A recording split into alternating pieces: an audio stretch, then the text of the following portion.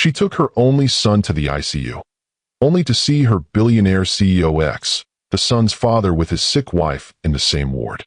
"Is that my son?" The words escaped George Carter's lips in a broken whisper as he stared at the small boy with his unmistakable green eyes. The hospital corridor seemed to stretch and contract around them, the antiseptic smell fading as his world tilted on its axis. "Yes, George. This is Mateo. He's 7 years old." Selena's voice was steady, but her eyes blazed with 7 years of unspoken pain. "And he has no idea who you are." 7 years. George repeated, his face draining of color as the math crystallized in his mind. "I have a son. All this time. Mr. Carter?" A nurse's voice cut through the moment. "Your wife is asking for you." George stood frozen between two doors, one leading to the wife he'd chosen, another to the child he never knew existed.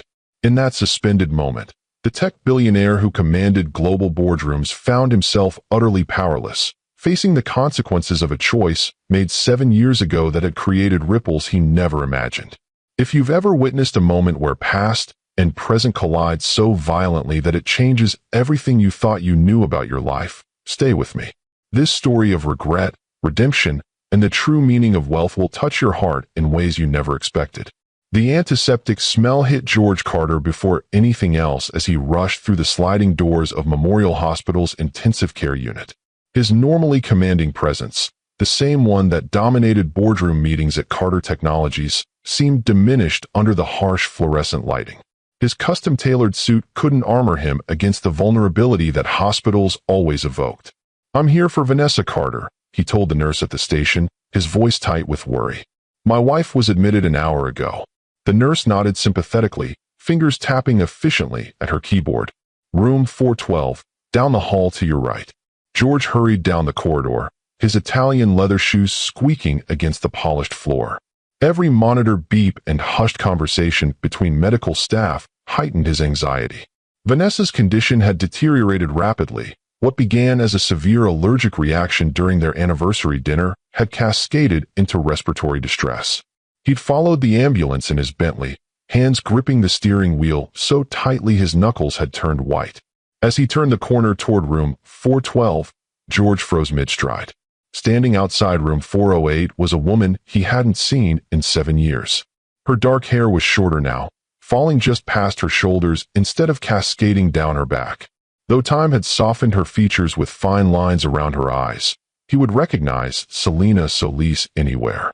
The woman who had once been the center of his world before ambition had redrawn his priorities. Their eyes locked across the hallway. For one suspended moment, the hospital sounds faded away. Then George noticed the small boy beside her, holding her hand with trusting innocence. A boy with unmistakable green eyes, his eyes. The child couldn't be more than 7 years old, with Selena's warm complexion but George's jawline and piercing gaze.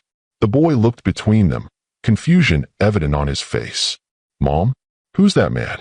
Selena's hand tightened on her son's shoulder. "Mateo, go see if the vending machine has those crackers you like." "But I'm not hungry," the boy protested, his curious eyes still fixed on George. "Please, Mijo, just for a minute." Selena's voice was gentle but firm. Mateo reluctantly walked toward the vending alcove, casting curious glances over his shoulder. "Selena," George breathed, her name foreign yet familiar on his tongue. "George." Her voice was controlled, revealing nothing. A nurse emerged from room 412. "Mr. Carter? Your wife is asking for you." George hesitated, caught between past and present, his mind struggling to process the implications of the small boy now examining the vending machine selections. "You should go," Selena said quietly. "Your wife needs you." The word wife carried weight between them, a reminder of promises made and broken. George nodded stiffly and stepped toward Vanessa's room, but turned back. "Is that?" He couldn't finish. Selena met his gaze steadily. "Yes, that's Mateo. He's 7. She paused meaningfully. "He's yours." The revelation struck George like physical pain. 7 years. A son he never knew existed. "Why is he here?" George managed to ask. "Severe asthma attack. He inherited your allergies to peanuts."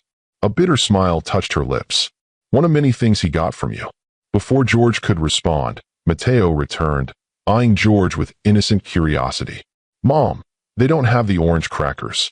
George stared at the boy, his jawline, his curious expression, even the way he stood with his head tilted slightly, all reflections of himself. A surge of emotion rose in his chest, threatening to overwhelm him. "Mr. Carter," the nurse called again, more insistently this time. "I need to see you both," George said quickly. "After, please." Selena hesitated, then gave a barely perceptible nod before guiding Mateo back toward his room. George entered Vanessa's room, his mind fracturing between the pale woman in the hospital bed and the son he'd just discovered in the hallway. Vanessa lay against the white pillows, and 4 in her arm and monitors tracking her vital signs. Her platinum blonde hair, usually perfectly styled, lay limp around her face. At 34, she was strikingly beautiful even in her current state, the trophy wife many had accused him of acquiring to complete his billionaire image. "George," she whispered, reaching a manicured hand toward him. "The doctor said I'll be fine. Just a severe allergic reaction to the shellfish." He took her hand automatically, his mind still reeling. "I was worried," he said, the words sounding hollow even to his own ears. "You look like you've seen a ghost," Vanessa observed, studying his face with shrewd blue eyes. In some ways, he had. The ghost of a life he could have led. The ghost of 7 years of fatherhood, vanished in an instant with a single choice. "Just concerned about you," he managed, forcing himself to focus on his wife. "The doctor said they want to keep you overnight for observation." Vanessa nodded, settling back against the pillows. "You should go home, get some rest. I'll be fine here." Relief and guilt washed through him simultaneously. "If you're sure." "I'm sure," she said, already reaching for her phone on the bedside table. "Can you have Marta bring my overnight bag in the morning?" "The gray Prada one." George nodded, marveling at her composure. Their relationship had always been like this, practical, composed, lacking the messy emotional entanglements that had characterized his time with Selena. It had been one of the things that attracted him to Vanessa after the pain of his breakup with Selena, the clean simplicity of their arrangement.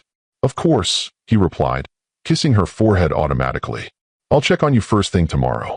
As he stepped back into the hallway, George felt as though he were moving through a dream. 7 years ago, he had been building his company, focused on nothing but success. Selena had been his college sweetheart, the woman who had supported him through the early struggling years of his tech startup. They'd been happy until the pressures of his growing company had begun to strain their relationship. Then had come that phone call, when Selena had told him she was pregnant. It had been the worst possible timing. He was in Singapore, on the verge of securing the international contract that would transform Carter Technologies from a promising startup into a global contender.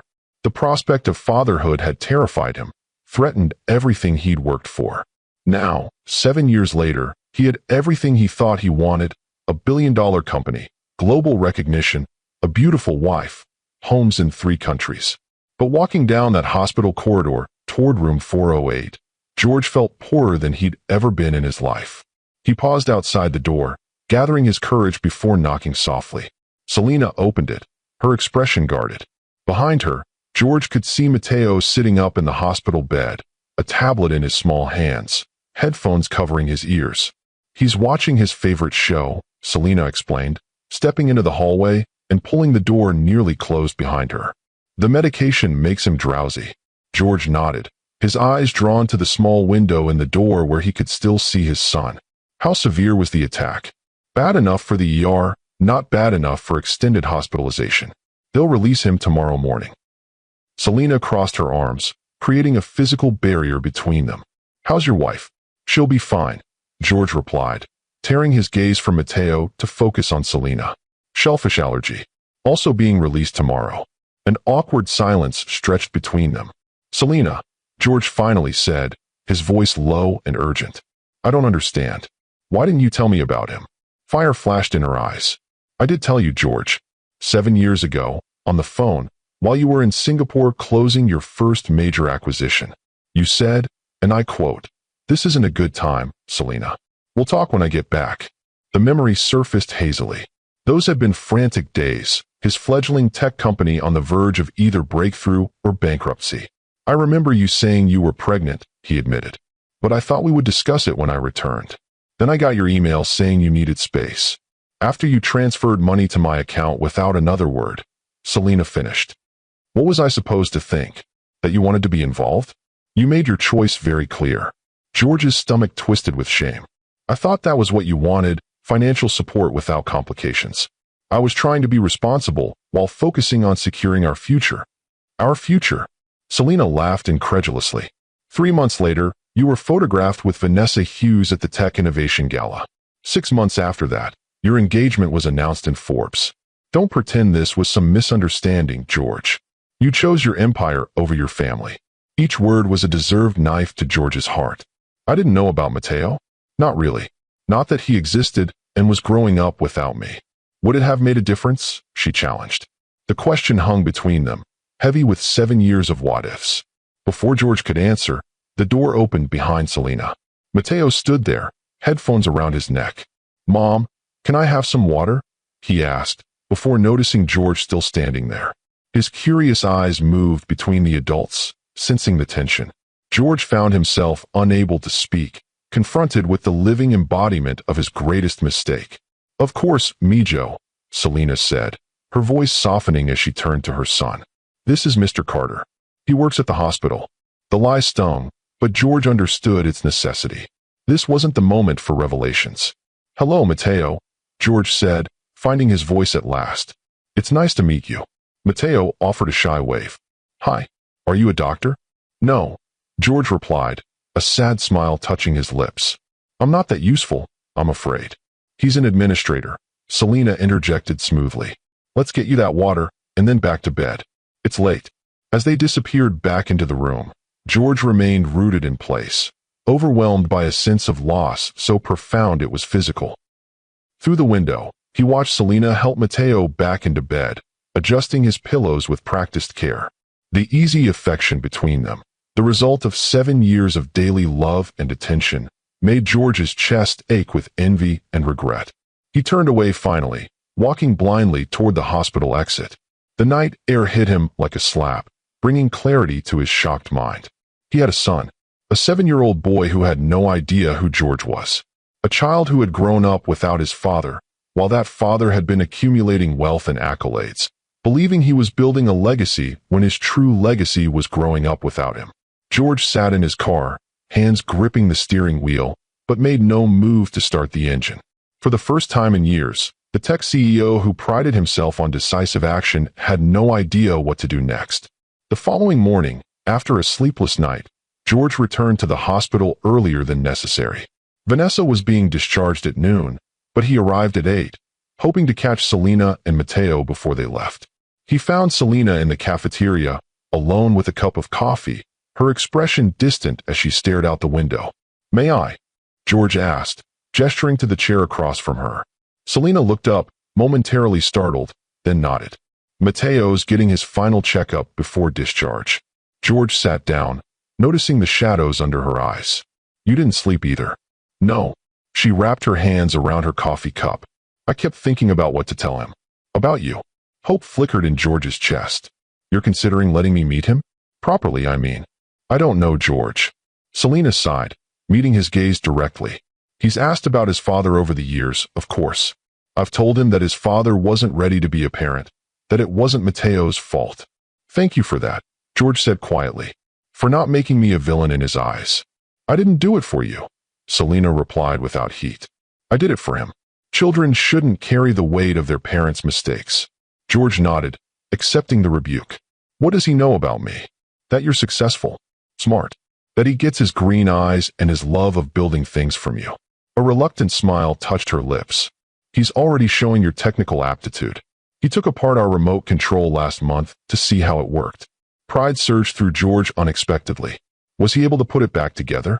Mostly. Selena laughed despite herself. We only had 3 buttons left over.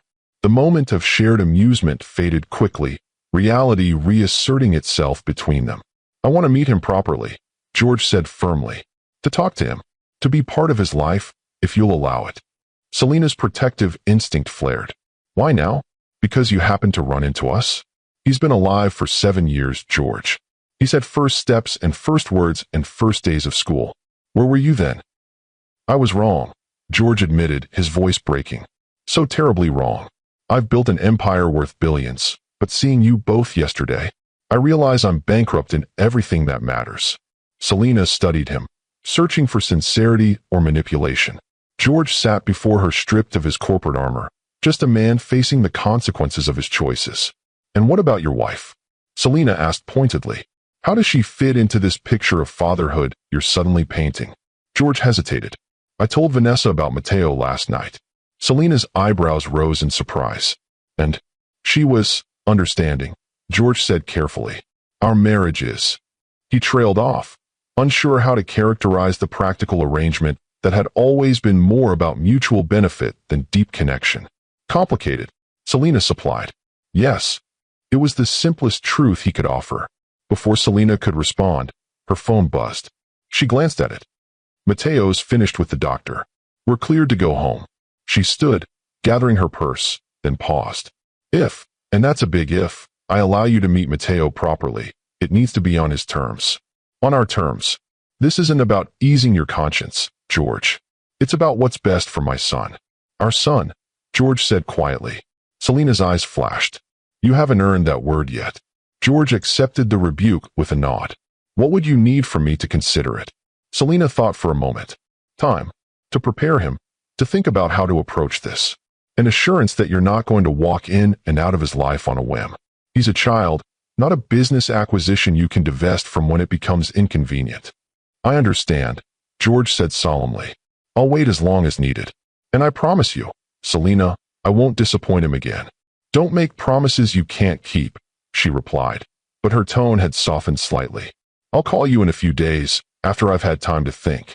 As she walked away, George called after her, Selena? Thank you. For raising such an amazing child. For doing what I was too cowardly to do. She paused, looking back at him with an unreadable expression. He is amazing. And he has your eyes. And your aptitude for technology. A reluctant smile touched her lips. And your stubbornness. As she disappeared down the corridor, George remained seated, a complex mixture of hope and fear churning within him. He had built his business empire on calculated risks, on confident decision-making.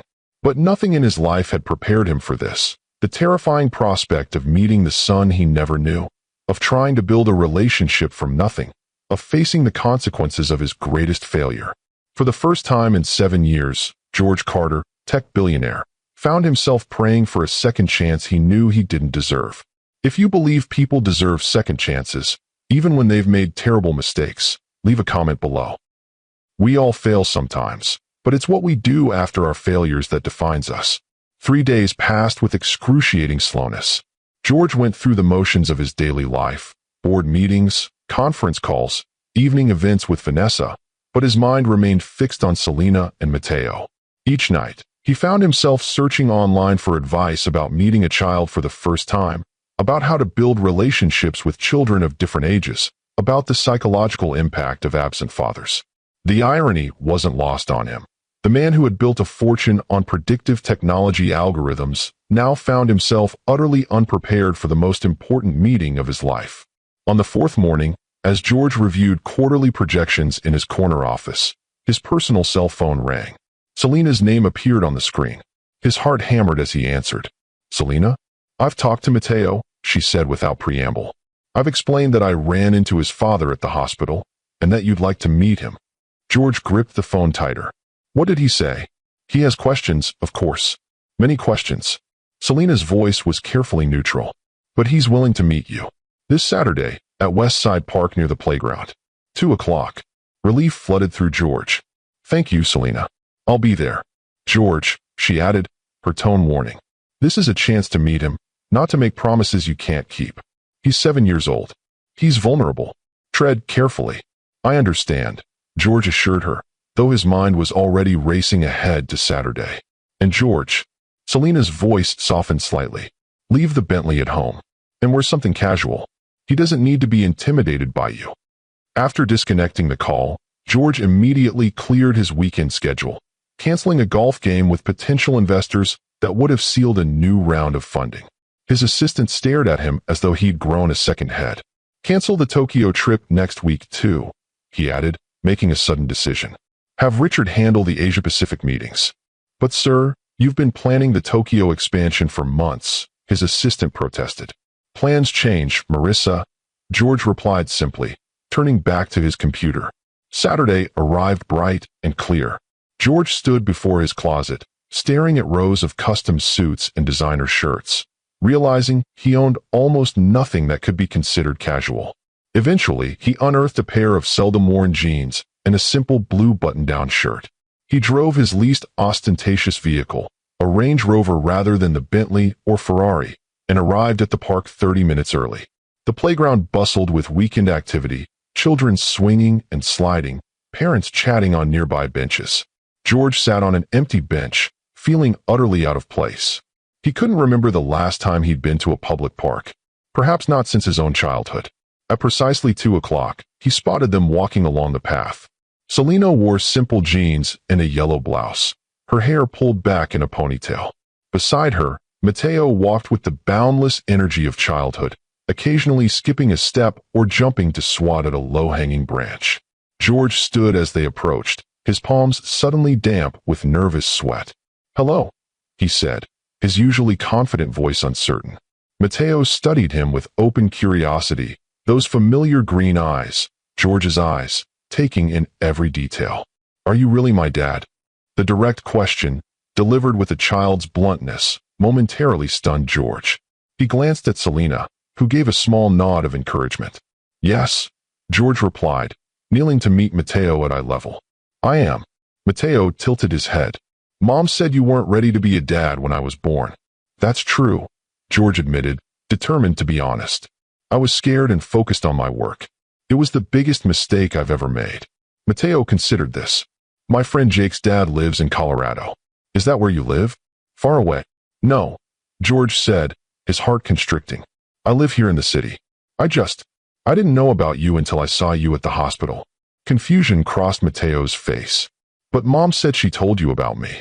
George shot a panicked glance at Selena, who stepped in smoothly. "Remember how I explained that grown-up situations can be complicated, Mijo? Sometimes people don't communicate well, especially when they're scared." Matteo nodded sagely, as though this made perfect sense. "Like when I didn't tell you I broke the vase because I was scared you'd be mad?" A small laugh escaped Selena. "Something like that." George watched their easy interaction with a pang of envy and admiration. Selena had done this for 7 years, fielding difficult questions, translating complex adult issues into terms a child could understand, creating a safe space for Matteo to process his feelings. "Would you like to go play on the swings?" George asked, desperate to connect, but unsure how. Matteo nodded enthusiastically. "Can you push me really high?" "If your mom says it's okay," George replied, looking to Selena for permission. She nodded. "Not too high, though. He thinks he's fearless, but he gets scared at the top." "I do not," Matteo protested, already running toward the swings. George followed, hyper-aware of Selena watching them from the bench. At the swings, Matteo scrambled onto the black rubber seat, gripping the chains expectantly. "Ready?" George asked, positioning himself behind the swing. "Super ready," Matteo declared. "Push me to the sky." George gave a gentle push, then another, gradually increasing the height as Matteo squealed with delight. The sound of his son's laughter was like nothing he'd ever heard, pure joy that made George's chest tight with emotion. "Higher," Matteo demanded. "Your mom said not too high," George reminded him, though he increased the force slightly with the next push. "Mom worries too much," Matteo declared with 7-year-old confidence. "I'm brave." "I can see that," George agreed, continuing to push. "What else are you good at besides being brave?" "I'm good at building things," Matteo said proudly. "And math. And I can do a cartwheel. And I'm learning to code on the computer at school." Pride swelled in George's chest. "Coding already? That's impressive. Mom says I get that from you," Matteo said, twisting to look back at George. "She says you build computer things too." "I do," George confirmed. "My company makes security software, programs that keep information safe on computers." Matteo considered this as he swung back and forth. "That sounds boring."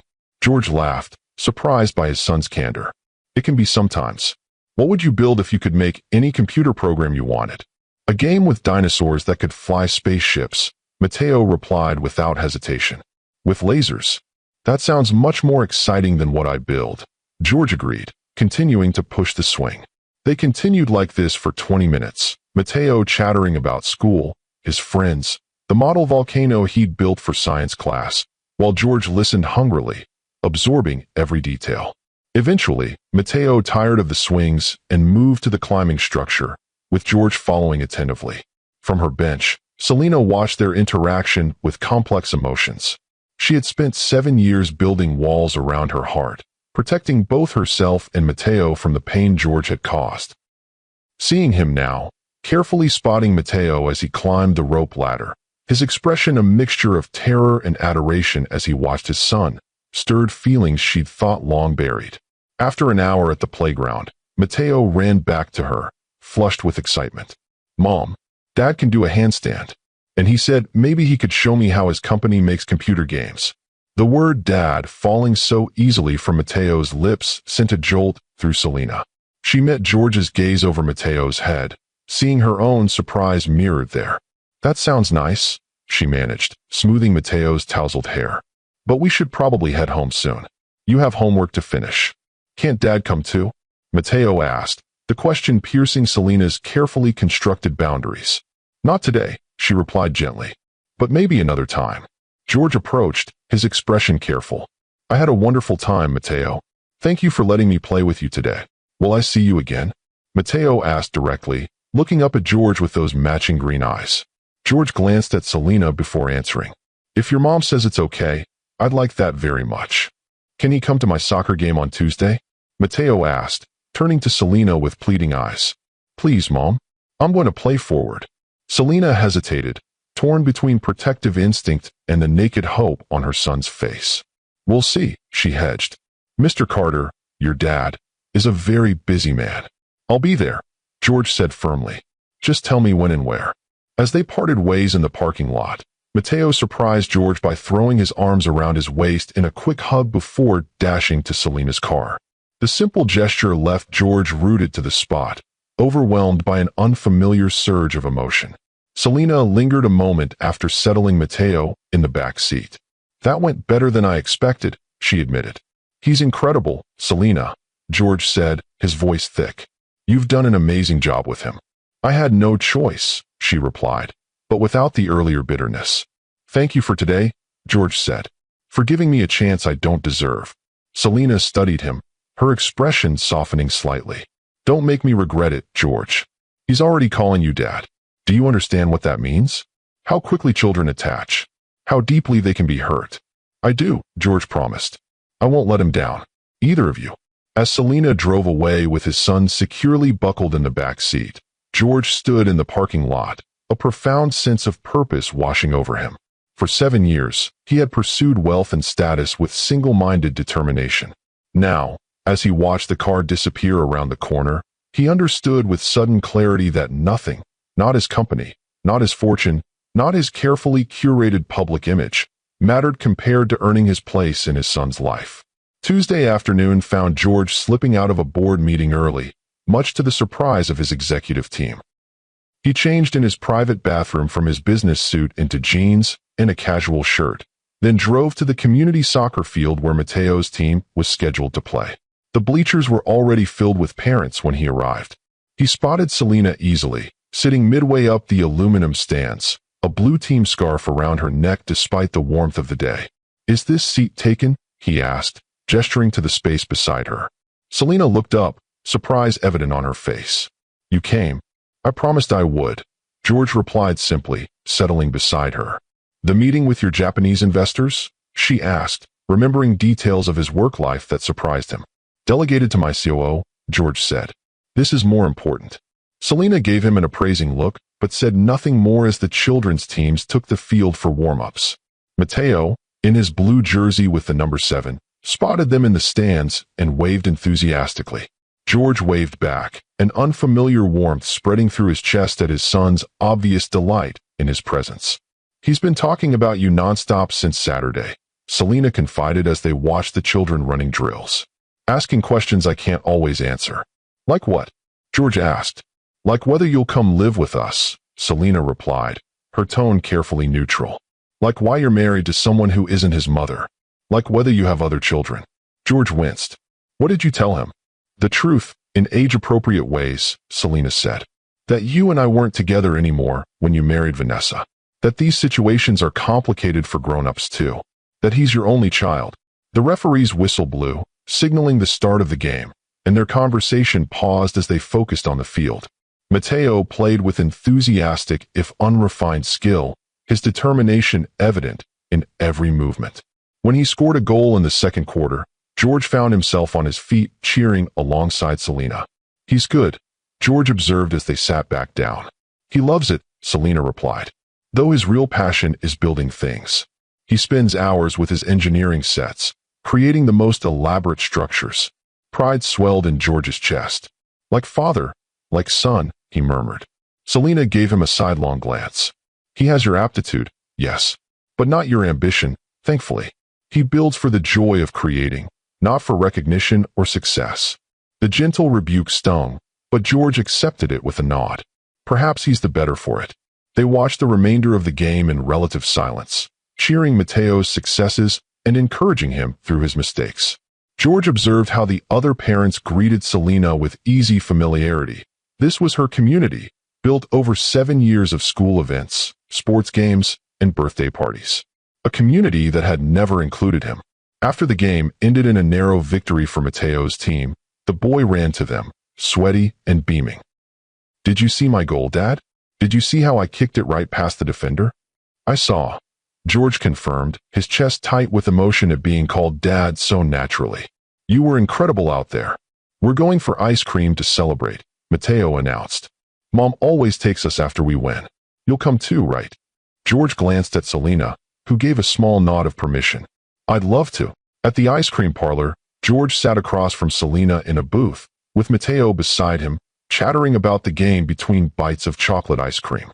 Several of Mateo's teammates and their parents occupied nearby tables, creating a bubble of excited conversation. "And then when Jake passed me the ball, I saw an opening and just went for it," Mateo explained, gesturing with his spoon and nearly sending ice cream flying. "Careful," Selena cautioned, handing him a napkin. "Sorry," Mateo grinned, not looking particularly repentant. "Dad, do you play soccer?" "Not since college," George admitted. "I was more focused on computers than sports." "Mom says you're super rich and have a big company," Mateo said with typical childish directness. "Do you have a cool office? With video games and stuff?" George laughed. "Not many video games, I'm afraid. But I do have a nice view of the city. Can I see it sometime?" Mateo asked eagerly. George looked to Selena, who hesitated before responding. "Maybe someday, Mijo. Let's take things one step at a time." Mateo's attention was diverted by a teammate calling his name. "Can I go talk to Tyler for a minute?" he asked, already sliding out of the booth. "Stay where I can see you," Selena instructed as Mateo darted to his friend's table. Alone with Selena, George found himself searching for the right words. "Thank you for allowing me to be here today." Selena stirred her melting ice cream absently. "Mateo wanted you here. That's what matters now." "And you?" George asked quietly. "What do you want, Selena?" She met his gaze directly. "I want my son to be happy and secure. I want him protected from disappointment and abandonment. I want him to know he's loved unconditionally." "Those are the things I want too," George said earnestly. "Are they?" Selena challenged. "Because being a parent means putting those wants above everything else, above work, above personal comfort, above ambition. Can you do that, George?" "Truly." Before he could answer, Mateo returned, effectively ending their conversation. As they prepared to leave, Mateo turned to George with hopeful eyes. "Can you come see my room? I want to show you my engineering set." George looked to Selena, who sighed in resignation. "You can follow us home, if you'd like," she offered. For a little while. 20 minutes later, George found himself standing in the living room of Selena's modest but comfortable home. It was warm and inviting, with books lining the shelves and framed photos documenting Mateo's childhood, first steps, birthdays, school plays. 7 years of memories that George had missed, preserved in smiling images that made his chest ache with regret. "Dad, come see," Mateo called, already racing down the hallway to his bedroom. George followed, acutely aware of Selena watching him, gauging his reactions. Mateo's room was exactly what a 7-year-old boy's space should be. Walls painted blue with solar system decals, shelves lined with books and small trophies, a desk with a beginner's computer, and a floor partially covered with an elaborate structure made from building blocks and engineering pieces. "This is my city," Matteo explained, dropping to his knees beside the construction. "It has a monorail and a space center and underwater tunnels." George knelt beside him, genuinely impressed by the complexity of the design. "This is remarkable, Matteo. You've thought of everything." "Not everything," Matteo admitted. "I can't figure out how to make the elevator work in the tall building. The string keeps getting tangled." "May I?" George asked, gesturing to the structure. For the next hour, father and son worked side by side, George guiding Matteo through potential solutions to the elevator problem. Selena watched from the doorway, her expression softening as she observed their interaction, George's patient explanations, Matteo's eager questions, the matching look of concentration they wore as they tested different mechanisms. When they finally created a working pulley system, Matteo's whoop of triumph brought a smile to both adults' faces. "We did it," Matteo exclaimed, watching the small platform rise smoothly up the side of his block skyscraper. "Dad, we're a good team." "Yes, we are," George agreed, his voice thick with emotion. Glancing at his watch, George realized with a start that it was nearly 8 o'clock, well past what he assumed was Matteo's bedtime. "I should probably go," he said reluctantly. "It's getting late." Disappointment crossed Matteo's face. "But we just fixed the elevator. And you need your sleep," Selena interjected gently. "School tomorrow, remember?" Matteo sighed dramatically. "Fine. But Dad, will you come back soon? I want to show you my volcano project for the science fair." "I'd love to see it," George replied, looking to Selena for guidance. "Why don't we say Saturday?" she suggested. "You could come for lunch." George nodded, warmth spreading through his chest at the invitation. Saturday would be perfect. As he prepared to leave, Matteo surprised him again with a fierce hug. "I'm glad you're my dad," the boy whispered, before racing off to brush his teeth. In the doorway, George turned to Selena. "I don't have the words to thank you." "You don't need to thank me," she replied. "Just don't hurt him, George. He's already so attached to you." "I won't," George promised. "Whatever else happens, whatever it takes, I won't disappoint him again." As he drove home to his empty penthouse, George realized that for the first time in years, he felt truly alive. The thrill of closing business deals, of watching his company's stock price rise, of being featured in financial magazines, none of it compared to the simple joy of helping his son solve a problem with his toy elevator. At home, he found Vanessa in the living room, scrolling through her tablet, a glass of wine in hand. She looked up as he entered, her perfectly sculpted eyebrows rising at his casual attire. "Where have you been?" she asked, more curious than accusatory. "Marissa said you left the office at 3. George hesitated, then decided on honesty. "I was with my son, Matteo. He had a soccer game, and then invited me to see his home." Vanessa set down her tablet, giving him her full attention. "How was it?" "Incredible," George admitted, sinking onto the sofa across from her. "He's amazing, Vanessa. Smart, curious, kind. He builds these elaborate structures and asks the most insightful questions. And he has my eyes, exactly my eyes." Vanessa studied him thoughtfully. "I haven't seen you this animated in years." The observation struck George with its accuracy. When had he last felt this kind of genuine excitement? This sense of purpose? Certainly not in the boardroom, not in their social engagements, not even in their marriage. "It's changed everything," George said quietly. "Seeing him, knowing him." "And Selena?" Vanessa asked perceptively. How was seeing her again? George met his wife's gaze directly. "Complicated." Vanessa nodded, no anger in her expression. "Our marriage has always been more of a partnership than a love match, George. We both know that." The candid assessment surprised him, though he couldn't deny its truth. They had married because it made sense. She had needed financial security and social status. He had needed the perfect corporate wife to complete his billionaire image. It had been a transaction as much as a relationship. "What are you saying, Vanessa?" She sipped her wine before answering. "I'm saying that I've been offered a modeling campaign in Europe. 6 months, possibly longer. I was going to discuss it with you this weekend." "You want to take it?" George surmised. "I do," she confirmed. "And I think perhaps we both need space to figure out what we really want. What truly makes us happy." As George prepared for bed that night, his mind swirled with the day's events, Matteo's soccer game, the ice cream celebration, the hours spent building together, And finally, the unexpected conversation with Vanessa. His life, so carefully structured and controlled for years, was suddenly in flux, shifting in ways he couldn't have predicted. Yet as he drifted toward sleep, the image that stayed with him wasn't the uncertain future of his marriage or the potential complications of co-parenting with Selena. It was Matteo's face, lit with triumph as their elevator mechanism finally worked, and the words that had followed. "Dad, we're a good team." For the first time in 7 years, George Carter fell asleep with a smile on his face, his priorities rearranged by the simple, profound joy of being called Dad by the son he never knew he had. If this story is touching your heart and reminding you of what truly matters in life, subscribe to Lux Love Chronicles with Mr. Wentworth for more powerful stories that might just change how you see the world. In the weeks that followed, George's life transformed in ways both subtle and profound. Outwardly, he maintained his role as the brilliant, driven CEO of Carter Technologies. But internally, his priorities had shifted completely. Board meetings and investment decisions that once consumed his every waking thought now felt like distractions from what really mattered: building a relationship with Matteo. He restructured his schedule ruthlessly, delegating responsibilities he'd once insisted on handling personally. His executive team watched in bewilderment as their workaholic boss began leaving the office at reasonable hours and declining non-essential business trips. "You're turning down the Tokyo conference?" his assistant Marissa asked incredulously one morning. "But that's the biggest tech security summit in Asia. You've never missed it."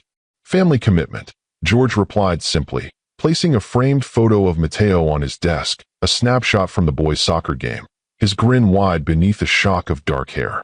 Marissa stared at the photo, then at George. "Since when do you have?" "It's a long story," George said with a smile. 7 years long, actually. Saturday lunches at Selena's home became a regular fixture in his calendar. Sometimes they extended into afternoons of playing soccer in the backyard, helping with homework, or building increasingly elaborate structures with Matteo's engineering sets. Each visit revealed new facets of his son's personality: his quick wit, his determination when faced with challenges, his compassion for others. One rainy Saturday, as Matteo focused on a school project at the kitchen table, George helped Selena with the dishes, their movement around the small kitchen falling into a surprisingly comfortable rhythm. He got an A on his science presentation, Selena mentioned, handing George a plate to dry. "The volcano you helped him rebuild after the first one collapsed." Pride warmed George's chest. "He did all the real work. I just helped with the structural engineering." Selena smiled. "Don't sell yourself short." He was so proud to tell his teacher that his dad helped him. The casual use of his dad sent a jolt of pleasure through George. After 3 weeks of regular visits, it still amazed him how naturally Matteo had accepted him into his life. "I'm taking him to the Science Museum next weekend," George said, placing the dried plate in the cabinet. "If that's okay with you, of course." Selena paused, something unreadable flickering in her eyes. "Just the two of you. I thought it might be good for us to have some one-on-one time," George explained. "But you're welcome to join us." Selena shook her head. "No, I think it's a good idea. You should have time with just you." She hesitated before adding, "How's Vanessa handling all this?" George set down the dish towel. "She left for Europe last week. A 6-month modeling contract in Milan." "I see," Selena said carefully. "And your marriage?" "On pause, I suppose you could say," George admitted. "We've agreed to reevaluate when she returns. But honestly, I think we both know where things are heading." Selena absorbed this information without comment, turning back to the sink. George watched her profile, struck by how familiar she still was to him after all these years. The determined set of her jaw when she was thinking, the way she tucked her hair behind her ear when nervous, gestures that transported him back to their college days, when everything had seemed simpler. "Selena," he began hesitantly, "I know I have no right to ask, but have you ever thought about—" "Dad," Matteo's voice interrupted from the kitchen table. "Can you help me with this math problem? It's tricky." The moment broken, George moved to assist his son, the unfinished question hanging in the air between him and Selena. The Science Museum outing the following weekend marked a milestone in George and Matteo's developing relationship. Without Selena present as a buffer, George felt both exhilarated and terrified, solely responsible for his son's safety and happiness for the first time. They explored interactive exhibits on electricity, built structures in the engineering lab, and marveled at dinosaur fossils. Mateo's endless questions and boundless enthusiasm were exhausting and wonderful. By mid-afternoon, as they shared ice cream in the museum cafe, George felt as though he'd always been a father, as though the past 7 years of absence had been a strange dream. "Dad," Mateo said suddenly, looking up from his chocolate cone, "why don't you live with me and Mom?" The question caught George off guard. "Well," he began carefully, "your mom and I aren't married. We don't live together because we're not a couple anymore." Mateo considered this. "But you like each other, right? You laugh at her jokes, and she smiles when you're not looking." The observation, so perceptive from a 7-year-old, stunned George. "It's complicated, buddy. Sometimes grown-ups have history that makes things difficult." "What's history?" Mateo asked, ice cream forgotten. "Things that happened in the past," George explained. "Your mom and I were together a long time ago, before you were born. But I made some mistakes, and we went separate ways." "Because you were scared of being a dad?" Mateo asked bluntly, repeating what he'd been told. George winced. "Yes, I was scared, and I was very focused on my work. I thought success meant making lots of money and having a big company. I was wrong." "What does success mean?" Mateo asked, licking his ice cream cone. George considered the question seriously. "I think real success is being there for the people you love, building relationships that matter, finding joy in simple moments." He smiled at his son. "Like eating ice cream with you." Mateo nodded as though this made perfect sense. "So you were wrong before, but now you know better?" "Exactly," George agreed, amazed by his son's capacity to distill complex adult failings into such simple terms. "Then why can't you and Mom try again?" Mateo persisted. "If you know better now?" "It's not that simple," George began, but Mateo had already moved on, distracted by the prospect of visiting the planetarium next. The conversation lingered in George's mind long after he'd returned Mateo to Selena's home. The boy's innocent questions had crystallized feelings George had been avoiding confronting, the growing realization that his feelings for Selena had never truly died, merely been buried beneath ambition and regret. As the weeks passed, George found himself increasingly drawn not just to Mateo, but to the life Selena had built. Their modest home, filled with books and art projects and the controlled chaos of raising a child, felt more like a home than his sterile penthouse ever had. The community she'd created, neighbors who waved from their porches, Mateo's friends and their parents, her colleagues from the community center where she worked, was warm and genuine in ways his business circles had never been. For weeks into their new routine, disaster struck. A major security breach at one of Carter Technology's biggest clients demanded George's immediate attention, forcing him to miss Mateo's school play. He called Selena with the news, his stomach churning with dread. "I'm so sorry," he said, pacing his office as his executive team waited for his direction. "The situation is critical, millions of dollars and sensitive data at risk. I can't delegate this." "I understand," Selena replied, her voice carefully neutral. "I'll explain to Mateo." "Let me talk to him, please," George requested. There was a pause, then Mateo's excited voice came through the phone. "Dad, are you on your way? I'm the narrator. I have the most lines of anyone." George closed his eyes, pain lancing through his chest. "Mateo, buddy, I'm so sorry. There's an emergency at work. I can't make it to your play tonight." The silence that followed was worse than any tantrum could have been. "Mateo," George prompted. "It's okay," the boy finally said, his voice small. "Mom will record it for you." "I'll make it up to you," George promised desperately. "We'll do something special this weekend, anything you want." "Sure," Mateo replied, without his usual enthusiasm. "I gotta go, Dad. We're starting soon." After disconnecting the call, George stood motionless in his office, the security crisis suddenly feeling hollow compared to the disappointment in his son's voice. For a moment, he considered abandoning the situation, delegating it despite the risks, and racing to the elementary school. Instead, he turned to his waiting team and did what he had always done, compartmentalized his emotions and focused on the crisis at hand. Hours later, as they finally contained the security breach, George checked his watch. 9:30 p.m. The play would be long over. The security breach had been contained, but George knew he'd failed a much more important test. He drove to Selena's house the following morning, hoping to speak with Matteo before school. A small gift bag containing a model rocket kit sat on the passenger seat, a peace offering that felt woefully inadequate. Selena opened the door in her work clothes, surprise evident on her face. "George, it's 7:30 in the morning. I know it's early. I wanted to see Matteo before school, to apologize properly." George ran a hand through his disheveled hair, having come straight from an all-night crisis session at the office. Selena's expression softened slightly. "He was very disappointed last night." "I know. I'm so sorry. It's not me you need to apologize to," she replied, stepping aside to let him enter. "He's eating breakfast."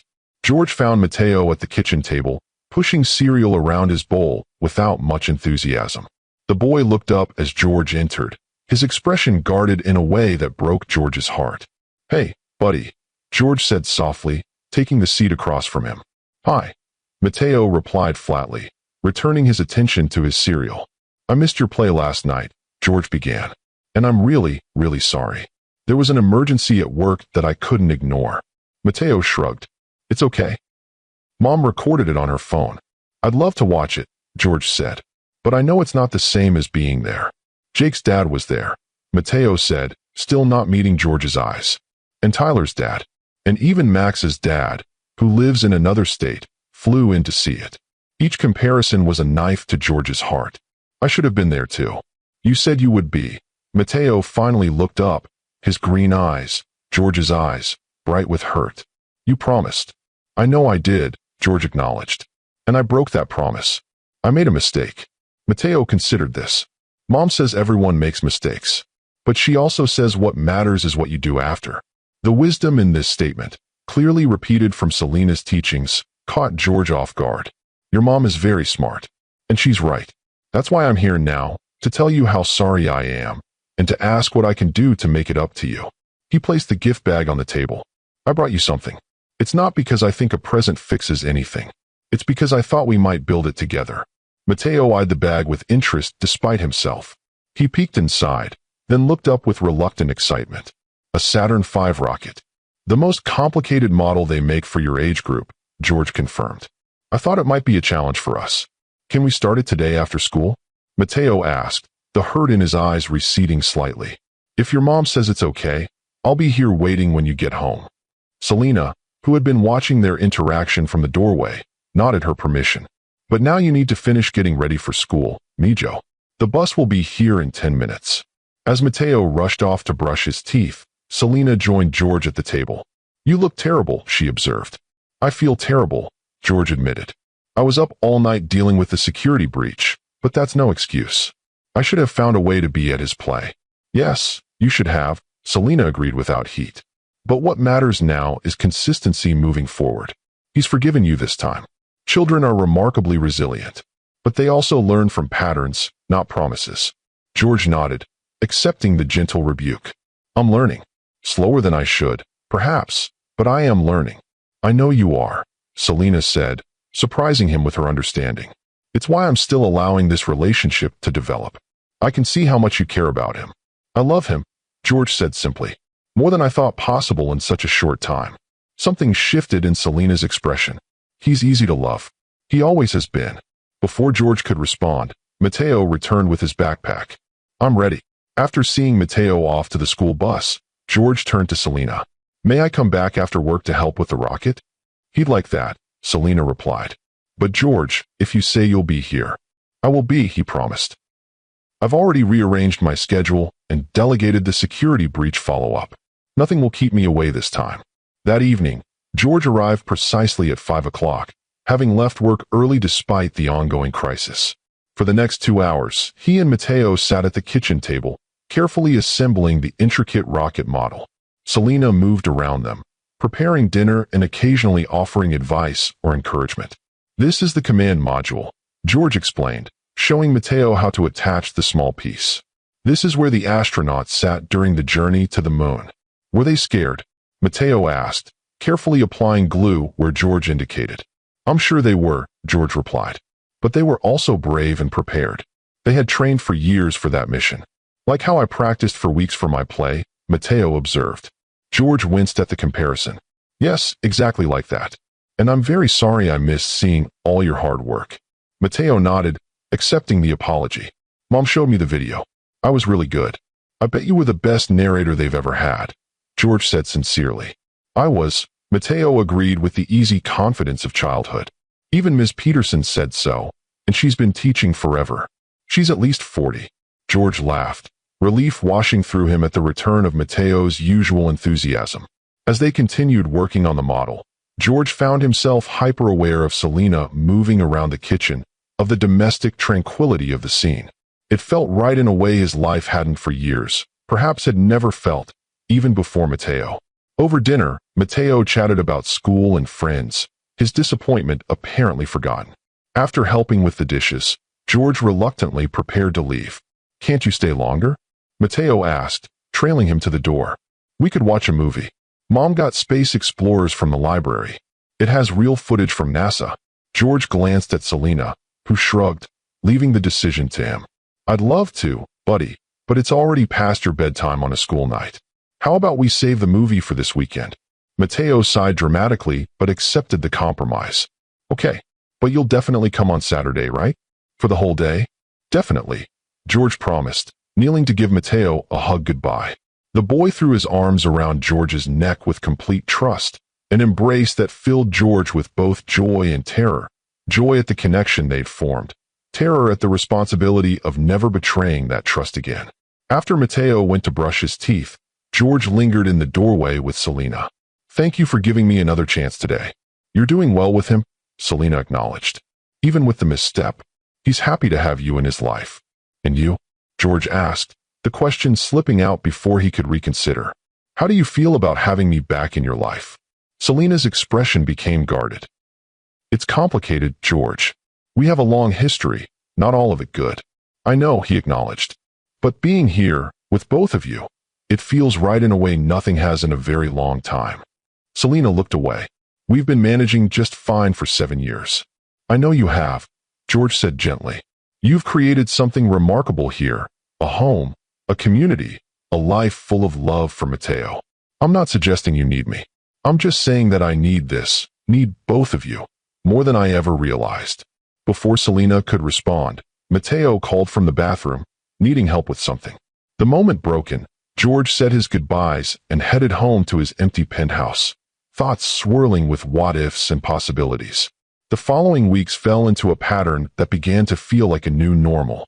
George visited several evenings a week after work and spent most of Saturday with Mateo. Sometimes Selena joined their activities. Other times she used the opportunity to meet friends or simply enjoy some quiet time alone. Sundays were reserved for Selena and Mateo's traditional mother-son time, a boundary George respected without question. His relationship with Mateo deepened with each interaction.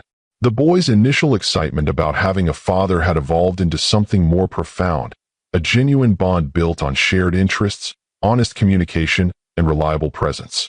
George discovered parenting challenges he'd never anticipated, helping with frustrating homework, navigating friendship dramas, addressing fears that seemed irrational to adults but were very real to a 7-year-old. One evening, as they worked on a particularly challenging math worksheet at the kitchen table, Mateo threw down his pencil in frustration. I can't do it. It's too hard. George, who had been patiently explaining the same concept for 20 minutes, fought his own frustration. Yes, you can. You're just overthinking it. No, I'm stupid, Mateo declared, tears welling in his eyes. Everyone else in class gets it.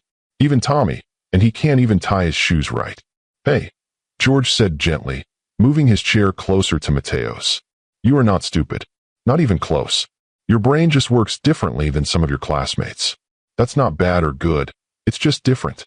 Different is bad, Mateo mumbled, wiping his nose with his sleeve. Different is extraordinary, George countered. Look at Albert Einstein. His teachers thought he was slow because his mind worked differently. But he ended up changing how we understand the entire universe. Mateo looked up skeptically. Really, George confirmed. And you know what? I struggled with these same types of problems when I was your age. You did. Disbelief colored Mateo's voice. But you're super smart. You make computers and stuff.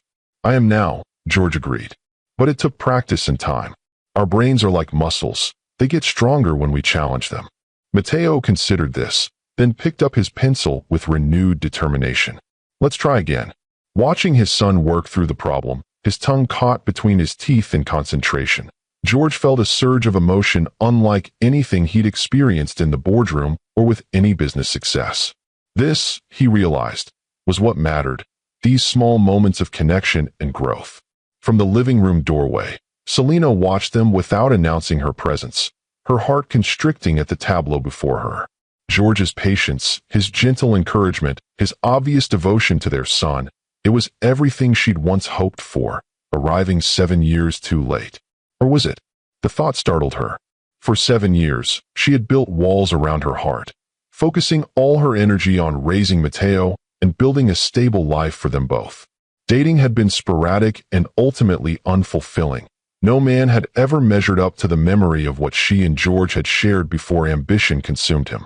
And now here he was, transformed by fatherhood, showing glimpses of the man she had once loved so deeply. The realization was terrifying. Letting George into Mateo's life had been risk enough. Letting him back into her own heart would be foolishness of the highest order, wouldn't it? If you've ever faced the painful choice between protecting yourself from past hurt and opening your heart to new possibilities, hit that like button and share your thoughts in the comments. Some of life's most profound decisions come when we're balanced between fear and hope. As spring turned to early summer, George found himself more integrated into Mateo and Selena's life than he had dared hope. He attended parent-teacher conferences, cheered at soccer games, helped with home repairs, and even joined their monthly movie nights with neighbors. To those around them, they might have appeared to be a typical family, except that George returned to his penthouse each night, maintaining the careful boundaries Selena had established. His professional life had adapted to accommodate his new priorities. The Tokyo office was thriving under his COO's leadership. Board meetings were scheduled around Mateo's activities rather than the other way around. His executive team had adjusted to their CEO's transformation, some with confusion, others with newfound respect for his work-life balance. One warm June evening, as George helped Selena carry dishes to the kitchen after dinner, her phone rang. She answered, her expression shifting to concern as she listened to the caller. "What is it?" George asked when she disconnected. "My mother," Selena explained. "She fell and might have broken her wrist. My sister's with her at the emergency room, but Mom's asking for me." "Go," George said immediately. "I'll stay with Mateo." Selena hesitated. "You've never stayed with him alone overnight." "There's a first time for everything," George replied. "We'll be fine. You focus on your mother." The trust implicit in Selena's nod wasn't lost on George. His bedtime routine is in his planner. Bath, teeth, 2 books, lights out by 8:30, George recited. "I've been paying attention, Selena." A small smile touched her lips. "Yes, you have." She kissed Mateo goodbye, promising to call in the morning, and left with a final grateful glance at George. Bedtime went smoothly until the lights went out. As George prepared to leave Mateo's room, the boy's voice stopped him. "Dad, can you stay until I fall asleep?" George settled back into the chair beside the bed. "Of course.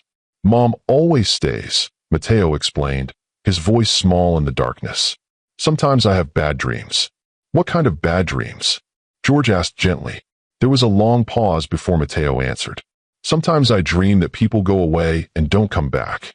The simple statement pierced George's heart. "Is that why you wanted me to stay tonight? Because Mom went to help Grandma?" "No," Mateo said after a moment. "It's because I used to dream about you." "About me?"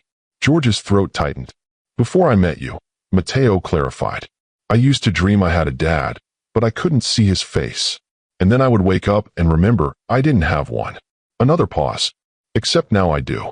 George moved from the chair to sit on the edge of the bed, placing his hand gently on Mateo's shoulder.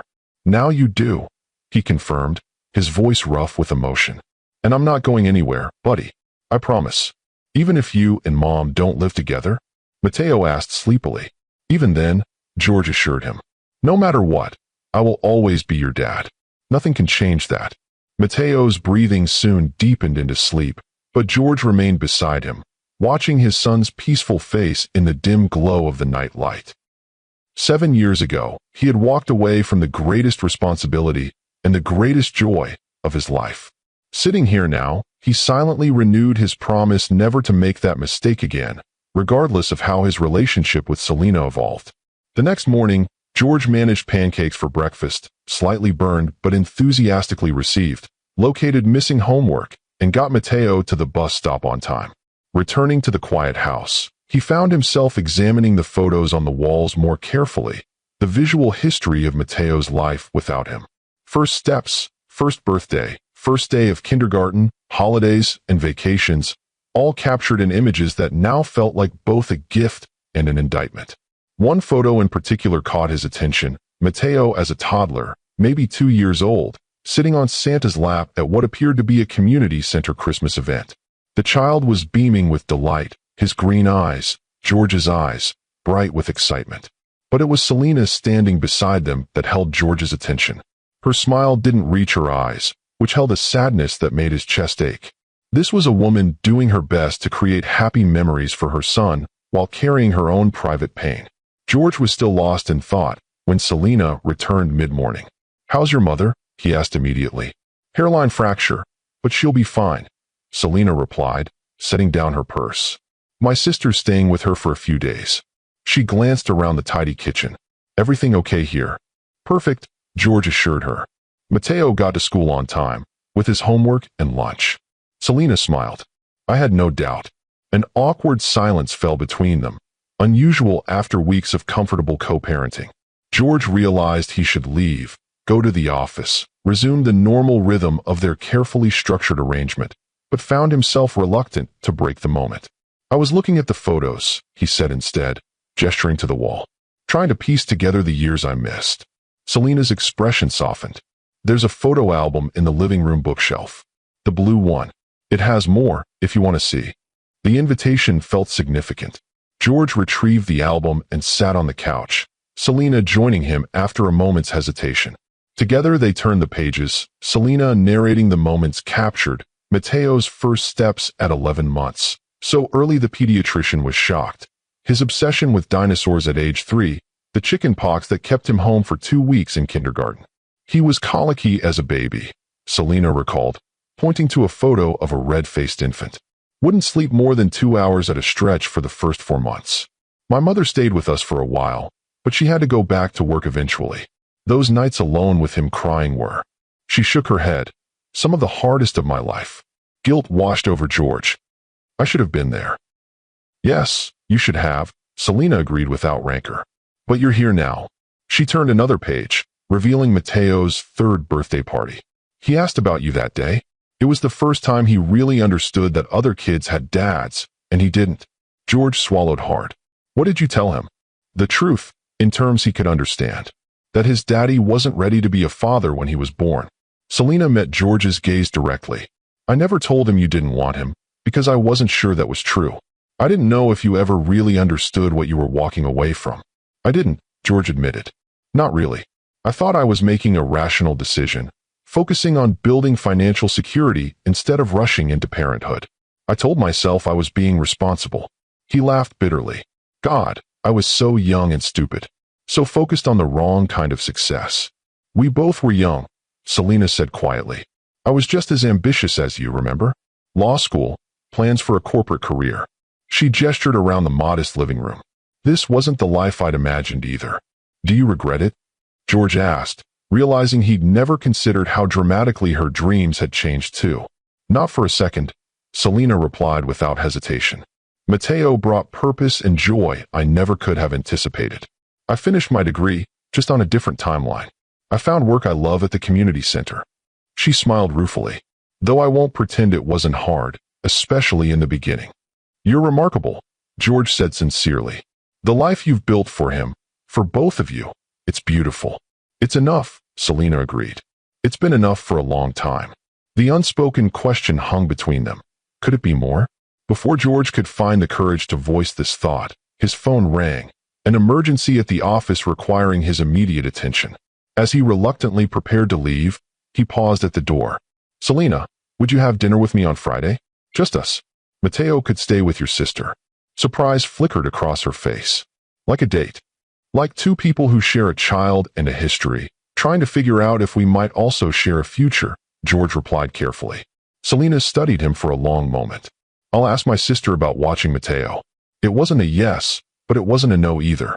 George left with cautious hope blooming in his chest. Friday evening found George more nervous than he'd been before multi-billion-dollar negotiations.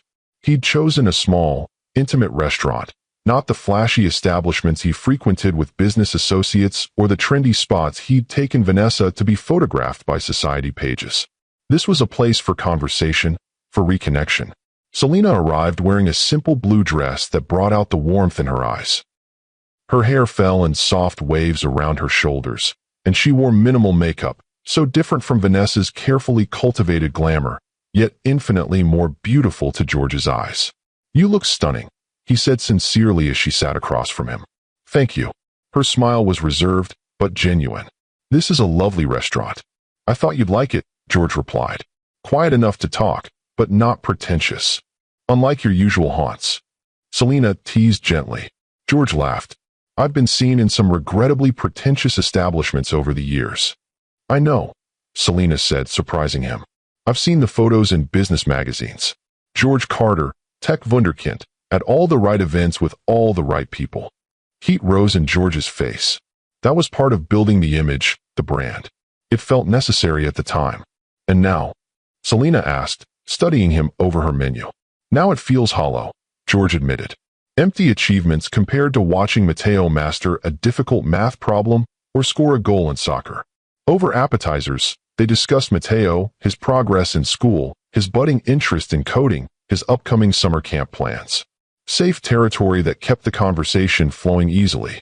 As their main courses arrived, George steered them toward more personal ground. "Vanessa called from Milan yesterday," he said. "She's met someone. A photographer she's working with on her campaign." Selena set down her fork. "I'm sorry, George." He shook his head. "Don't be. Our marriage was always more of a business arrangement than a love match. We both knew that, even if neither of us said it aloud."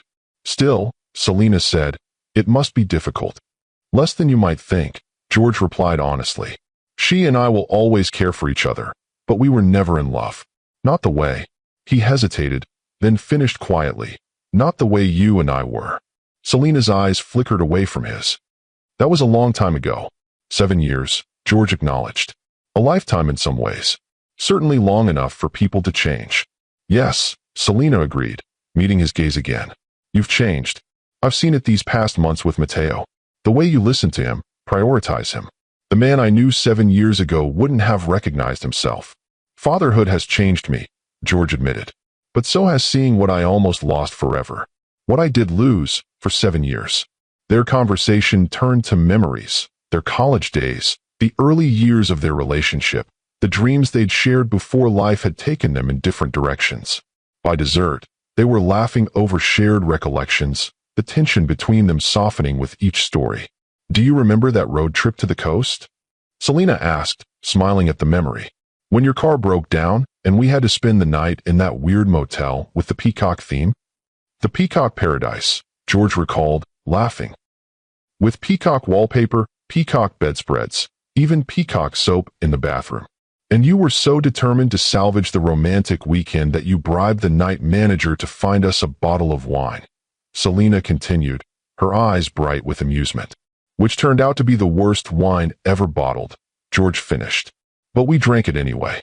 And it was still perfect," Selena said softly, the laughter fading from her voice, replaced by something deeper, more wistful. George reached across the table, tentatively taking her hand. "We were good together once, Selena, before I lost sight of what mattered." She didn't pull away, but her expression grew serious. "George, we can't go back. Too much has happened." "I'm not asking to go back," he clarified. "I'm wondering if we could go forward. Together. As a family." Selena withdrew her hand gently. "It's not that simple. We're co-parenting well now, finding our rhythm. Matteo is happy. Introducing romance could complicate everything. Or it could give him what he's already asked for several times, his parents together," George countered. "And if it doesn't work out?" Selena challenged. "If we try and fail, how would that affect him?" The question hung between them, heavy with implications. George had no easy answer. "I don't know," he admitted finally. "I can't predict the future. All I know is that being with you and Matteo these past months has brought me more joy than the previous 7 years combined. And I hope, You might feel something similar. Selena was quiet for a long moment. I need time, George. This isn't just about us. It's about Matteo, about the stable life I've worked so hard to build for him. I understand, George said, though disappointment settled in his chest. Take all the time you need. I'm not going anywhere. As he drove her home, the conversation shifted back to safer topics: Matteo's upcoming science camp, a community fundraiser Selena was organizing, a new coding program George wanted to introduce Matteo to. At her door, he hesitated, unsure of the appropriate goodbye after such an emotionally charged evening. Selena solved the dilemma by leaning up and pressing a soft kiss to his cheek. "Thank you for dinner," she said quietly, "and for being patient." The simple gesture filled George with cautious hope. "Thank you for giving me a chance, with Matteo, and maybe with us."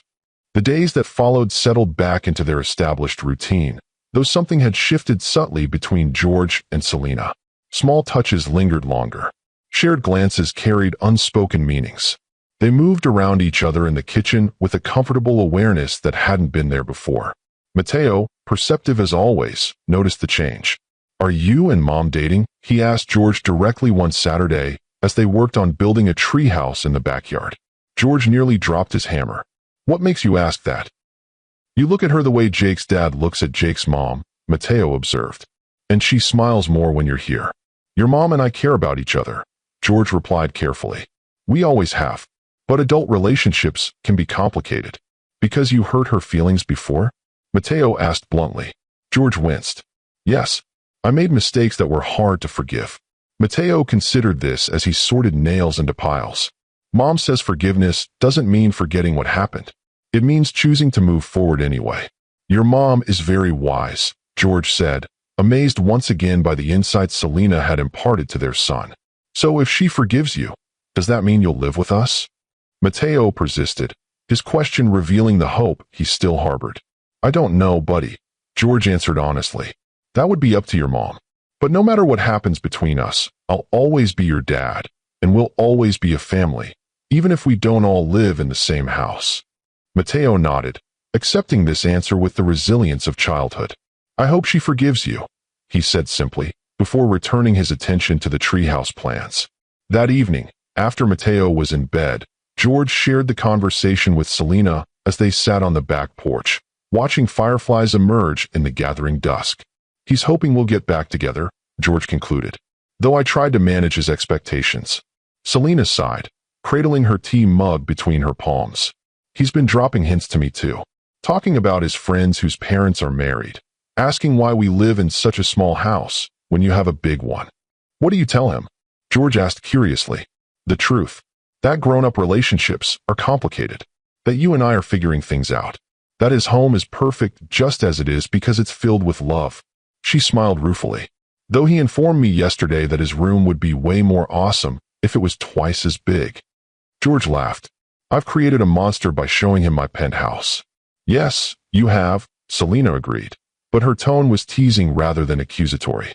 They sat in comfortable silence for a few moments, the evening air warm around them. "I've been thinking," Selena said finally, her voice careful. "About us. About what you said at dinner last week." George's heart rate quickened, but he remained silent, giving her space to continue. "7 years ago, I was heartbroken when you chose your company over our family," Selena said. "But looking back, I understand better now. We were young. The pregnancy wasn't planned. Your company was at a critical stage." She met his gaze directly. "I'm not excusing what you did, but I can see how it happened." "Thank you for that," George said quietly, though understanding doesn't make it right. "No, it doesn't," Selena agreed. "But these past months, watching you with Matteo, seeing how completely you've rearranged your life to be present for him, it's shown me who you really are, who you've become." Hope bloomed in George's chest. "And who is that?" "The man I always believed you could be," Selena said simply. "Someone who understands that real wealth isn't measured in dollars or stock options. Someone who keeps his promises, even when they're inconvenient. Someone who loves our son as completely as I do." George reached for her hand, his heart pounding. "Selena, I'm not saying yes to anything yet," she interrupted gently. "But I am saying I'm open to the possibility. Of us. Of seeing where this might lead."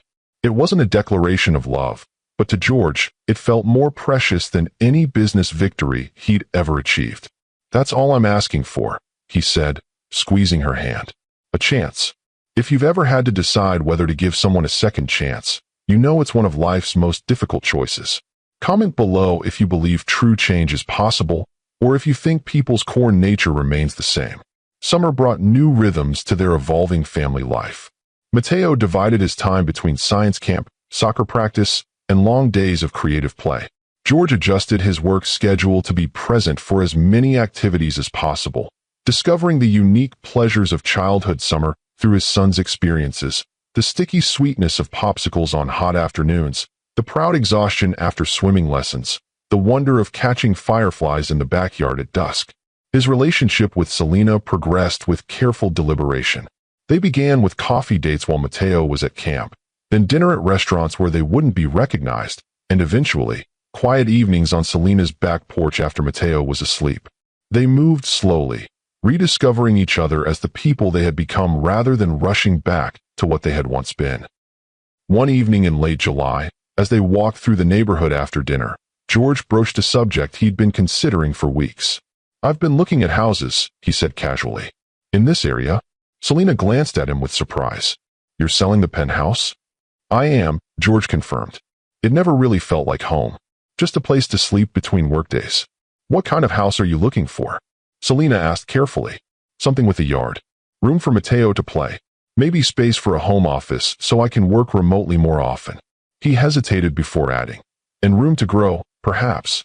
Eventually, Selena's pace slowed as she absorbed the implications of his words. "That sounds like you're planning to stay in our lives for the long term." "I am," George said simply.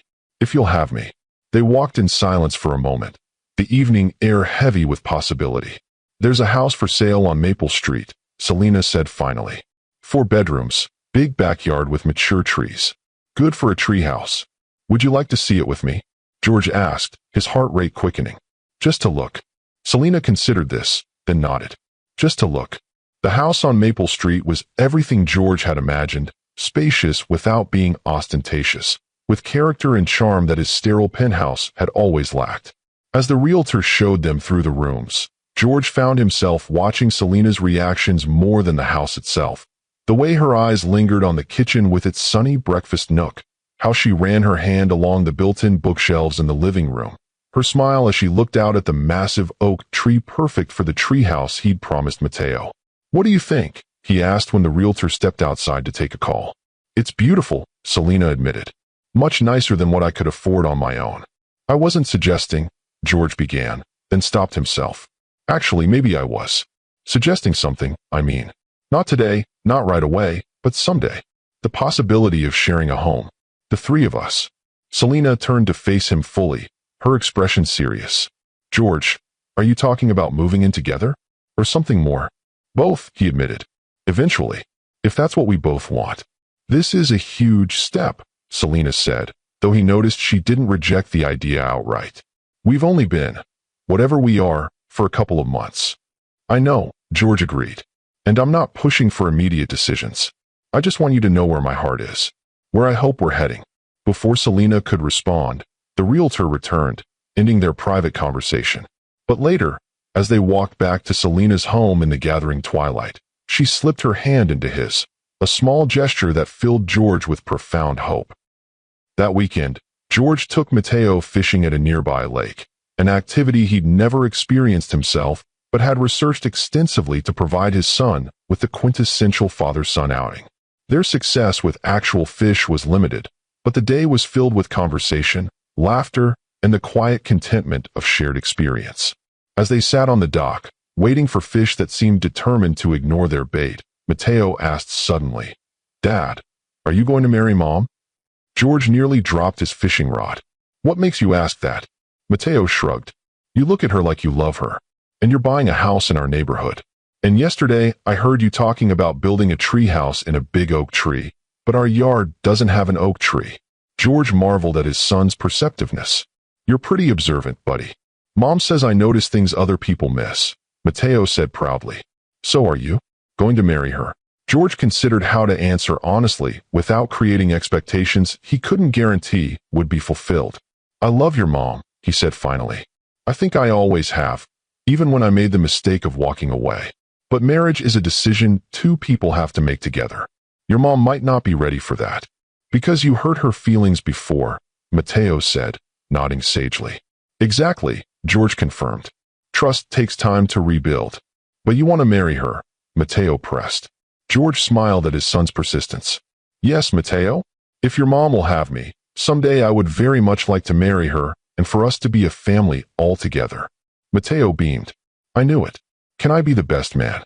Jake's brother was the best man at his dad's wedding, and he got to carry the rings on a special pillow. If it happens, George cautioned, you would definitely be the best man. But buddy, this is just between us for now, okay? Don't say anything to your mom about this conversation. It's a man-to-man secret, Mateo agreed solemnly, before his attention was diverted by a tug on his fishing line. August brought a heat wave and an unexpected complication. Vanessa returned from Milan, arriving at George's penthouse unannounced one evening. I thought you were staying in Europe until December, George said, surprised to find his estranged wife at his door. The campaign wrapped early, Vanessa replied, sweeping past him into the living room. She looked as glamorous as ever, though there was a new softness to her expression that George hadn't seen before. And I wanted to talk to you in person. About the divorce, George surmised, following her. Among other things, Vanessa agreed, settling onto the sofa. I've met someone, as you know. Paolo. He's asked me to marry him. That's fast, George observed, taking the chair opposite her. Vanessa smiled. Says the man who's apparently playing happy families with his ex and secret son after just a few months. George stiffened. How do you know about that? George, please. Vanessa rolled her eyes. You're a public figure. People notice when a tech billionaire starts showing up at children's soccer games and elementary school functions. The gossip columns are already speculating. Cold dread washed over George. There have been articles. About Mateo? Nothing explicit yet, Vanessa assured him. But it's only a matter of time. That's partly why I came back, to warn you, and to finalize our situation cleanly before the vultures start circling. George ran a hand through his hair, mind racing with implications. Selena and Mateo have no experience with media scrutiny. This could be devastating for them, which is why you need to get ahead of it, Vanessa advised pragmatically. Control the narrative before someone else does. She was right, George realized. His years of cultivating a specific public image as the brilliant, driven bachelor CEO who had made good, followed by his strategic marriage to Vanessa, had created interest in his personal life that couldn't be easily dismissed. Sooner or later, someone would connect the dots to Selena and Mateo. I need to talk to Selena, he said, already reaching for his phone. You do, Vanessa agreed, rising. And I need to finalize my plans with Paolo. I've instructed my lawyer to make the divorce as straightforward as possible. I don't want anything from you, George. We both know our marriage served its purpose for both of us. As she prepared to leave, Vanessa paused at the door. For what it's worth, I hope it works out with your family. Paolo has children from his previous marriage. Seeing him with them, she smiled thoughtfully. It's shown me a side of him I never would have known otherwise. Perhaps fatherhood has done the same for you. After she left, George sat heavily on the sofa, the peaceful bubble he'd been living in for the past months suddenly at risk of bursting. He needed to tell Selena about the potential media interest before she was blindsided by it. And he needed to make decisions about how public or private he wanted his newfound family life to be. He drove to Selena's house immediately, finding her in the backyard watering plants while Mateo played with neighborhood friends down the street. George, she greeted him with surprise. I wasn't expecting you tonight. Something's come up, he said, the urgency in his voice causing her smile to fade. Vanessa came back from Milan. She says there's already gossip about us, about Mateo, in some circles. Selena set down the watering can, her expression growing serious. What kind of gossip? Nothing specific yet, George assured her. But people have noticed me at Mateo's events. Questions are being asked. It's only a matter of time before someone connects the dots. Selena sank onto the patio bench, the implications sinking in. I never considered this aspect of your life. The public scrutiny. I've managed to keep a relatively low profile compared to some tech CEOs, George said, sitting beside her. But I'm still a public figure. And a story about a billionaire's secret child is exactly the kind of thing that sells magazines and generates clicks. What does this mean for Matteo? Selena asked, her protective instinct immediately focusing on their son. It means we need to decide how to handle this, George replied. We can try to keep things quiet, but that often backfires. Or we can control the narrative, perhaps give an exclusive interview to a journalist I trust on our terms. Selena stared at him. An interview? About our private life? I know it sounds invasive, George acknowledged. But it might be the best way to protect Matteo from something worse. Paparazzi following him to school, sensationalized stories that he might hear from classmates. Selena was quiet for a long moment, processing. This is the reality of being connected to you, isn't it? This public dimension I never had to consider before. I'm afraid so, George admitted. And I'm so sorry to bring this complication into your lives. To his surprise, Selena reached for his hand. Our lives, George. You're part of this family now, complications and all. The simple statement, acknowledging their unit as a family, filled George with emotion despite the circumstances. We'll handle this together, he promised. I'll do everything possible to minimize the impact on you and Matteo. They decided to be proactive but controlled. A single statement released through George's PR team, acknowledging that he had recently reconnected with his 7-year-old son and was committed to being an active father. No photos, no interviews, a respectful request for privacy. To their relief, the strategy largely worked. There was a brief flurry of business news articles, most focusing on the humanizing aspect of the previously work-obsessed CEO embracing fatherhood, and then the story faded from public interest, overtaken by newer celebrity scandals. Through this unexpected challenge, George was struck by Selena's resilience and pragmatism. Where he had feared judgment or anger at having their private life thrust into public view, she had approached the situation with calm determination to protect their son while acknowledging the reality of George's public profile. You continue to amaze me, he told her one evening as they sat on her back porch, the media storm having largely passed. Most people would have been furious about this invasion of privacy. Selena shrugged. Getting angry wouldn't have changed the situation. And besides, she added with a small smile, I knew who you were when I fell in love with you the first time. The public figure part of your life isn't new to me. George's heart skipped at her casual reference to having loved him. And now, he asked softly, how do you feel now? Selena met his gaze steadily. Now I think I'm falling in love with the man you've become. The father who never misses a soccer game. The partner who helps with dinner without being asked. The person who finally understands what real success looks like. George took her hand, his throat tight with emotion. I love you, Selena. I think I always have, even when I was too blind to see what mattered. When she leaned in to kiss him, it felt like coming home after a very long journey, familiar and new all at once, a second chance he had never expected to receive. 3 days later, George closed on the house on Maple Street. He didn't pressure Selena to move in immediately, understanding her need for independence and careful transitions for Matteo's sake. Instead, he focused on making the house a welcoming space for both of them, a room decorated exactly to Matteo's specifications, complete with a space-themed ceiling and built-in shelves for his engineering projects, a home office for Selena with large windows overlooking the garden, and most importantly, the promised treehouse in the massive oak, built with Matteo's enthusiastic assistance over several weekends. By early fall, their lives had found a new rhythm. George spent most evenings and weekends at the Maple Street house, returning to his penthouse, now on the market, only when late work required it. Selena and Matteo began staying over occasionally, family movie nights that ran late, rainy Saturdays spent playing board games and making cookies. The transitions were gradual, natural, guided by Matteo's comfort and Selena's readiness.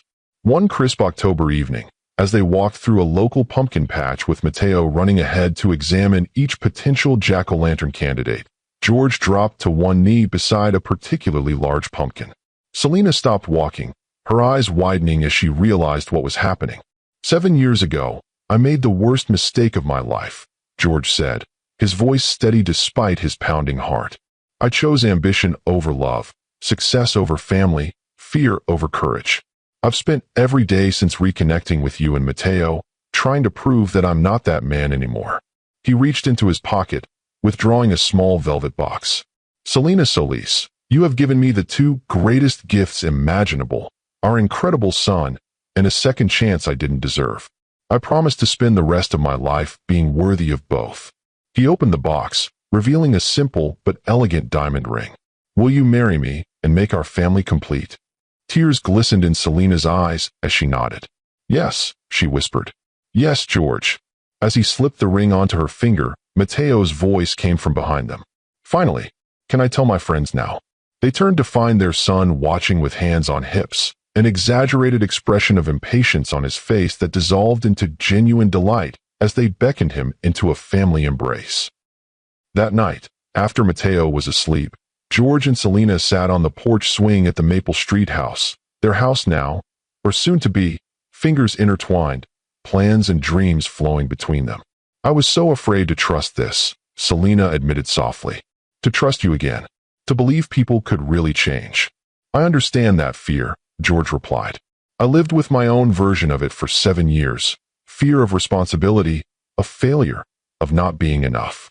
It cost me so much precious time with both of you. But we're here now," Selena said, squeezing his hand. "The three of us. A family. A family," George echoed, the simple word containing everything he had once foolishly believed he didn't need, and now knew he couldn't live without. 6 months later, on a perfect spring day, George stood beneath a flower-covered arch in the backyard of their Maple Street home, watching as Selena walked toward him in a simple white dress, her face radiant with happiness. Beside him stood Mateo, proudly holding the wedding rings on a small pillow, his formal suit a miniature version of George's own. Their wedding was small and intimate. Family, close friends, a few trusted colleagues, a celebration of not just their renewed love, but the journey that had brought them to this moment. As they exchanged vows, George caught Mateo's eye, the boy beaming with satisfaction at seeing his family officially united. Later, as evening fell and guests danced on the patio strung with twinkling lights, George found a quiet moment with his son. "Happy, buddy?" he asked, straightening Mateo's slightly crooked tie. "The happiest," Mateo confirmed with the absolute certainty of childhood. "I always knew you'd come back. Even before I met you." "You did?" George asked, surprised. Mateo nodded solemnly. "Mom used to look sad sometimes when she thought I wasn't watching. I decided that someday I'd find you and tell you to come home and make her happy again." He grinned. "But then you found us instead." George knelt to his son's level, overwhelmed by the simple wisdom in his words. "Sometimes I think you're the smartest one in this family, Mateo." "Obviously," the boy agreed with a cheeky smile. "Can I have more cake now?" As Mateo dashed off toward the dessert table, Selena joined George, slipping her arm through his. "What were you two conspiring about?" "The future," George replied, drawing her close. "And how incredibly lucky I am to have found my way back to where I belong." 1 year later, George sat on the back deck of their home, watching Mateo demonstrate his latest coding project on a laptop. Now 8 years old, his technical skills were advancing rapidly under George's patient guidance, though his approach remained distinctly his own, creative, user-focused, and occasionally unconventional. "See, Dad? When you click here, the game character can collect power-ups that help other players too, not just himself," Mateo explained, pointing to the screen. "Because teamwork is more fun than just winning alone." "That's brilliant, buddy," George said sincerely. "You've thought about the user experience in a way most adult developers miss completely." Mateo beamed at the praise. "Do you think I could make real games someday? Like for your company?" "I think you could do anything you set your mind to," George replied. "But you have plenty of time to decide. No need to choose your career path at 8. "That's what Mom says too," Mateo agreed, closing the laptop. "Speaking of Mom, is she feeling better?" "She was in the bathroom a long time this morning." George smiled, still amazed by his son's perceptiveness. "She's feeling a little better. And we actually have something important to tell you. Why don't you go see if she's ready to come downstairs?" Moments later, Mateo returned with Selena, who looked slightly pale, but was smiling as she settled beside George on the deck sofa. "Mateo," George began, taking Selena's hand. "Your mom and I have some news. In about 6 months, you're going to be a big brother." Mateo's eyes widened. "Really? A baby?" Selena nodded. "Yes, Mijo. A little brother or sister for you." "Wow." Mateo breathed, processing this information. Then his practical nature asserted itself. "Where will the baby sleep?" My room is too noisy because I talk in my sleep sometimes. George laughed. We'll use the guest room across from ours. We can start decorating it soon, and you can help us pick colors and furniture. And can I teach the baby things? Matteo asked, warming to the idea. Like how to build structures and code games. Absolutely, Selena assured him. You'll be the best big brother ever. As Matteo peppered them with questions about babies and his future responsibilities, George felt a profound sense of contentment wash over him. From the worst mistake of his life had come his greatest redemption, this family, this home, this love he had nearly thrown away in pursuit of the wrong kind of success. 7 years ago, he had been a driven, ambitious CEO focused solely on building his empire, believing that wealth and recognition would bring fulfillment. Now, watching his son's excited face as he contemplated life as a big brother, George understood what true wealth looked like, not the billions in his bank accounts or the global recognition of his company, but the immeasurable richness of being present for these precious moments with the people he loved most in the world. When Matteo ran inside to retrieve his tablet, eager to start researching baby room designs, Selena leaned her head against George's shoulder. Happy? She asked softly. Beyond words, he replied, placing his hand gently on her stomach where their second child grew. I spent 7 years chasing success in all the wrong places. Now I finally understand. It was right here all along. This story reminds us that true wealth isn't measured in dollars and cents, but in the love we give and receive. Sometimes life grants second chances we don't deserve, opportunities to right our greatest wrongs and find our way back to what truly matters. If this story touched your heart, please like, comment, and subscribe to Lux Love Chronicles with Mr. Wentworth for more powerful stories that remind us what makes life truly rich. Share this video with someone who might need to hear that it's never too late to choose a different path and find your way home to the people who matter most.